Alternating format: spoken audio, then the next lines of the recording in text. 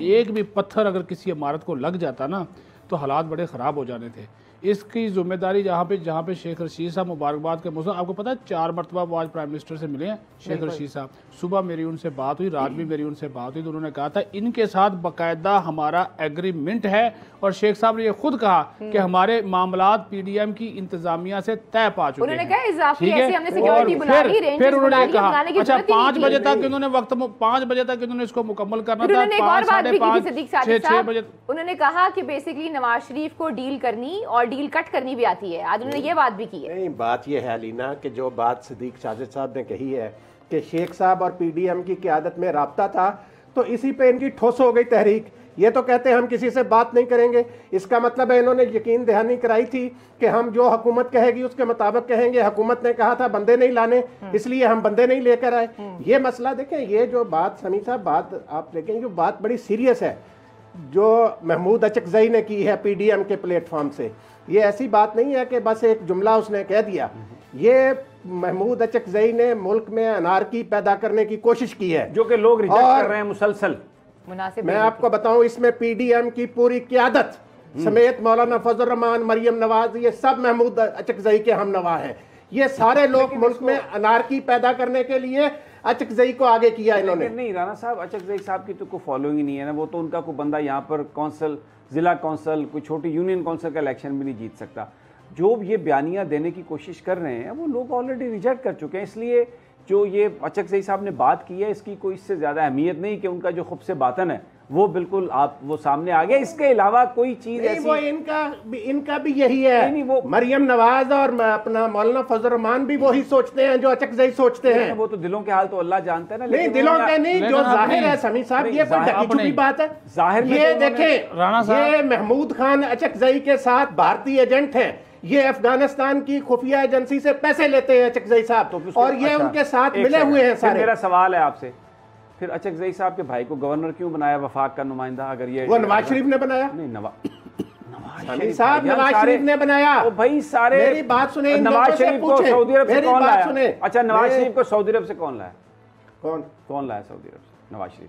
नवाज शरीफ को सऊदी अरब से जिस तरीके से तो भाई आपको पता है ना। लेकिन ना बात पता क्या है राना साहब, एक सेकंड में किसी को हम गद्दार नहीं बना सकते। तो इमरान खान तो नहीं लेकर आए ना। नहीं भाई, गद्दार की बात नहीं समी साहब, यहाँ पे बात है एक अमल की। मेरी बात सुने ना, आप कहते हैं गद्दार नहीं बना सकते, वो बात ठीक है, लेकिन बात यह है कि कुछ ढकी छुपी बात है।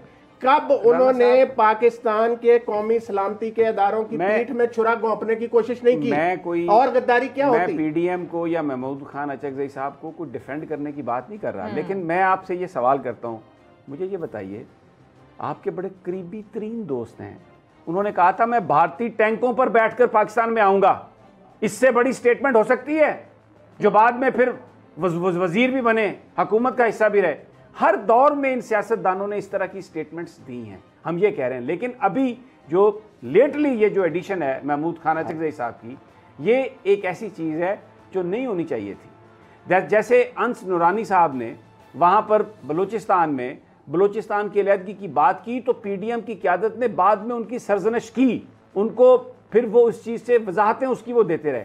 तो जब महमूद खान अचकज़ई ने ये बात कही, मैं ये समझता हूँ कि being national leader, national party, जो एक मुस्लिम लीग नून भी एक बड़ी पार्टी है, पीपल्स पार्टी भी एक बड़ी पार्टी है, उनके कायदीन को जो स्टेज पर मौजूद थे इस बात से अपने आप को डिस्टेंस करना चाहिए था। मैं ये कह रहा हूँ, गद्दारी की मैं बात नहीं कर रहा। हम कौन होते हैं गद्दारी का सर्टिफिकेट? वैसे भी अपना जी जनाब सदीक साहब, वैसे भी समी साहब, जो गुज़श्ता दिनों जो आपने बात की थी ना, अब उसकी कुछ ना कुछ इशारे गुज़श्ता 2 दिन से मैं मौलाना फजल रहमान और मरियम नवाज साहबा की बॉडी लैंग्वेज देख रहा हूँ, तो आपकी उस बात में मुझे जो है ना आज कुछ सदाकत नज़र आती है कि इस्टेब्लिशमेंट के हवाले से इन दोनों के रवैयों में कुछ तब्दीली आई है। अच्छा, इसकी मैं ये आप बता दूं आपको यहाँ पर, आज आप ये मतलब ना लें कि अंदरूने खाना को डील हो रही है। शेख रशीद ने बात की है, नवाज शरीफ डील करना भी जानते हैं और डील कट करना भी जानते हैं, उनकी बड़ी बात है। आज हमने मौलाना फजल रहमान से ये सवाल पूछा भी कि अब आपके रवैये में वो वाली सख्ती नहीं है जो पहले होती थी, तो वो थोड़ा सा ज़ेरे लब मुस्कुराए और उन्होंने कहा कोई नहीं, आप देख लेंगे। मरियम नवाज से कल भी हमने नोट किया और आज भी जब हमने उनसे बराह रास्त सवाल किया तो उन्होंने कहा इदारों को चाहिए वो मुदाखलत ना करें। पहले वो फौज का लफ्ज़ इस्टेब्लिशमेंट का लफ्ज़ और बहुत से अल्फाज इस्तेमाल करती। आज भी उन्होंने बराह रास्त जिस तरह समी साहब ने बात की, मैं वजह की बात वो मैं जो बता भी देता बात हूं ना, आपको एनालिसिस कर रहे हैं ना हम लोग। मैं कोई ये तो नहीं है कि उनसे पूछ के आया हूं। जो लाहौर के जलसे में बेइज्जती हजीमत जो इनके हिस्से में आई है, उसके बाद हर जगह जलसे में जिस तरह से लोगों की तादाद में कमी हुई है, क्यों? आप अपनी तकरीरों में पाकिस्तान के शोहदा को गालियां निकाल रहे हैं, आप अपनी तकरीर में पाकिस्तान के इदारों को बुला बरा कह रहे हैं, आप अपनी करप्शन को छुपाने के लिए अपनी मिस गवर्नेंस का जो इल्ज़ाम है वो आप इदारों पे दे रहे हैं। लोगों ने इस बात को रिजेक्ट किया और ये है वो पब्लिक प्रेशर जो जलसों में जो लोगों की तादाद में कमी हो रही है, इस प्रेशर की वजह से वो अब वहाँ पर इस तरह की उनको हिम्मत नहीं पड़ रही। क्योंकि मैं आपको ये बता दूँ, अगर इन्होंने पाकिस्तान की फ़ौज, शोहदा, अदलिया, इनके बारे में अगर ये हर्जा सराई उसी तरीके से ये जारी रखते तो जो लोग सुनने आए हैं ना, हो सकता है वो आगे से कोई इस तरह का रिएक्शन करते, कोई ऐसी फिर फुटेजेस बन जाती कि इनको अपनी जान छुड़ाना मुश्किल हो जाती। ये तासुर दे रहे हैं कि जनाब कोई डील हुई है। इमरान खान साहब ने खुल के ये कहा कि ना ट्रैक 2 डिप्लोमेसी, ना कोई डील, ये हुकूमत जाती है जाए, मैं कोई एनआरओ नहीं दूंगा। तो इसलिए इनको मिलने वाला कुछ नहीं है, ये मैं बता दूं। ये अपनी हालत देख के कि लोग हमें रिजेक्ट कर रहे हैं, ये राणा साहब उस बयानिए से भाग रहे हैं। ये कोई डील वील नहीं है। बिल्कुल समीर साहब, आपने सही तज्जिया किया है कि असल बात जो है, ये आज का भी जो इनका शो था वो नजर आ रहा था ना सामने, बिल्कुल, कि क्या उनको पता था कि अगर हमने मजीद कौमी इदारों के खिलाफ इस तरह की बात की तो आज ये जो 1,500-2 हज़ार लोग आए हैं, अगली दफा 150-200 भी नहीं रहेंगे। इस बात से ये मजबूर हुए हैं अपना बयानिया तब्दील करने के लिए, अपनी जुबान इसलिए इन्होंने तब्दील की। बिल्कुल, ये आपकी बिल्कुल सही 100% बात है। अच्छा, इस सदीक साजिद साहब, आप तो मौजूद थे वहां पर, देख रहे थे, हमें तो बाद में फुटेज से मिला। एक जगह पे एक चीज जो मुझे अच्छी लगी, देखिए यार, इसका एक ताल्लुक अच्छी ये लगी कि मरियम नवाज कैप्टन सफदर की अहलिया हैं, भले पॉलिटिकल लीडर हैं, सब कुछ है, लेकिन एक जगह पर जब वो कंटेनर से उतरना चाह रही थी और नीचे बंदे थे and she was little reluctant कि मैं कैसे उतरूं, तो उसमें कैप्टन सफदर फिर ऊपर आए, उन्होंने अपनी अहलिया का हाथ पकड़ा और उनको लेके गए और फिर जिस तरीके से पहले खुद गाड़ी में बैठे, अगर वो फुटेज ये आप देखें, मतलब मुझे ये चीज़ अच्छी लगी।